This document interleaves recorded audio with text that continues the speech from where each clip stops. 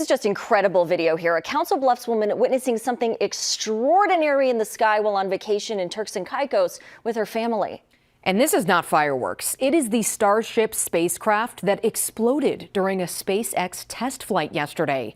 Allie Brockman says she was sitting on a patio when she started seeing bright lights. About 10 minutes after it first appeared, Allie says a loud boom followed. And that's when she says the colorful smoke stayed in the air above them for around 40 minutes. Allie tells First Alert 6 she didn't know what to think when it happened. Honestly, we were all just kind of scared. We're like, oh my gosh, like what is going on? Like this is nothing we've ever seen before, because it's definitely not fireworks. Honestly, it was just really cool to see, because you never see something that's like just so colorful, and like you wouldn't assume it's like a SpaceX like exploding. Yeah, this interview from our Maria Cade. Now, she says it took them a little bit of searching, but once they all found out what was actually in the sky, Allie says she and her family were relieved.